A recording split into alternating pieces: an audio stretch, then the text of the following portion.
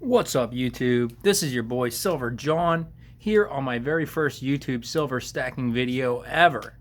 So, let's get started, shall we? I am pretty excited to be doing this. I've been meaning to do it for a little bit, but since I've only been stacking silver for a little more than a year, I wanted to make sure that I had something to add to the conversation.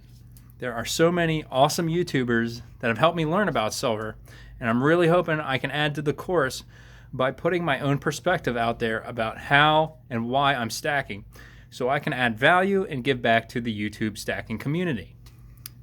First, I want to give a shout out to some of my biggest influences here on YouTube.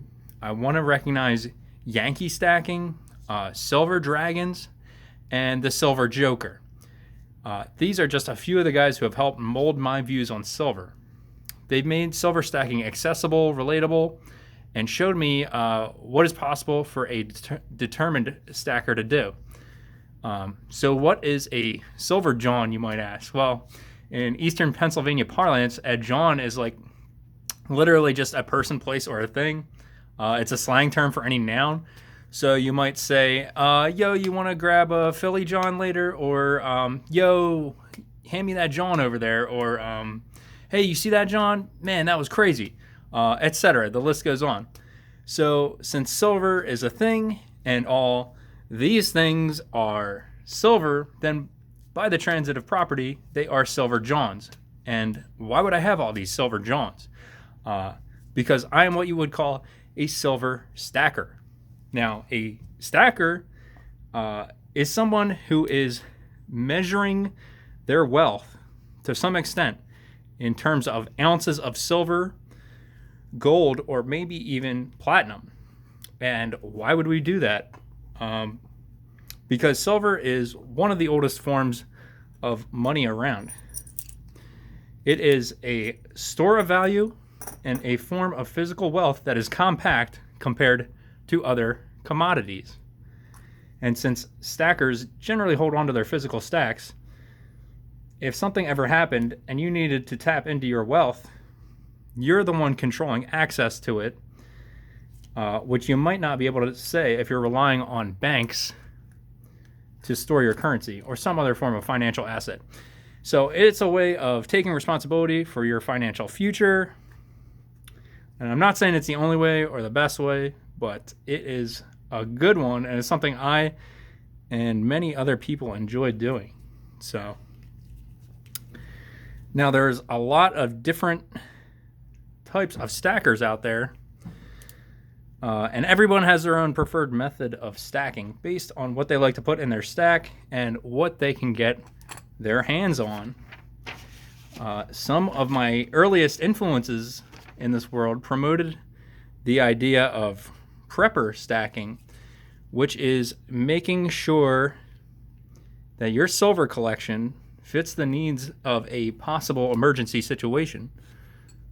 So, and that could be pretty much anything.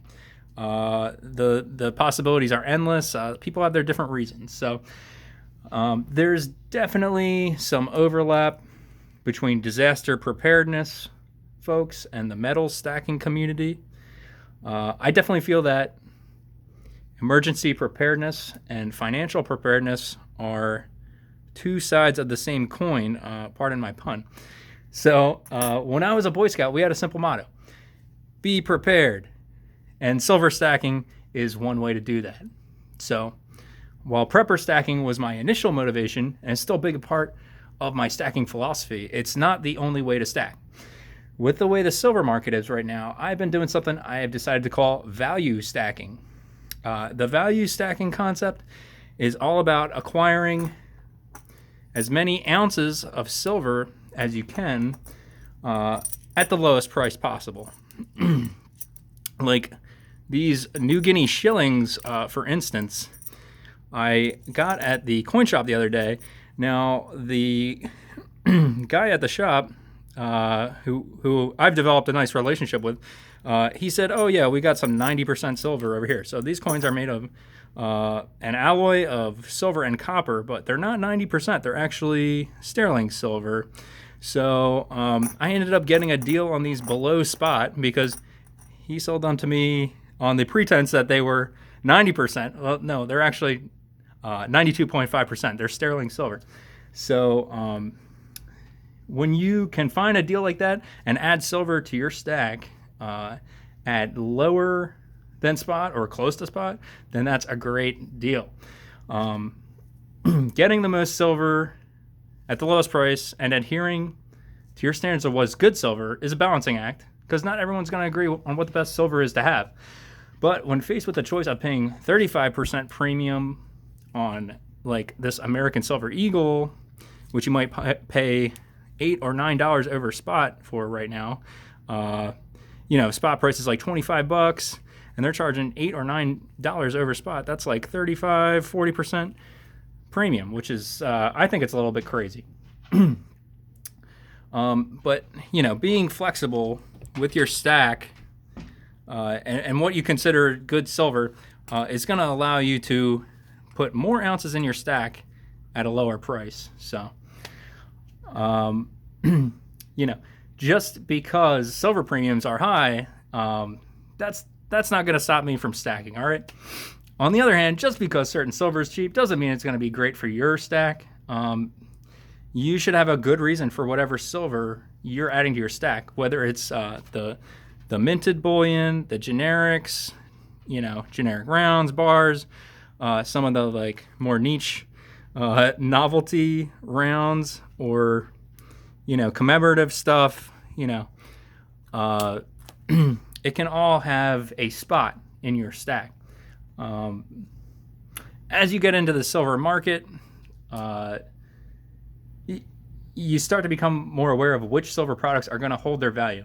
And it's okay to make mistakes, because we can learn from that. Making a mistake and learning from it is a heck of a lot better than not having that knowledge at all. So I recommend getting out there and stacking as much as you can while we still can. Within reason, of course. But, it's something that you just learn by doing. So I didn't want to go too long on this video. I just wanted to give a general introduction and give you guys an idea of what kind of stacker I am. I'm really looking forward to bringing you more silver-related content on a regular basis.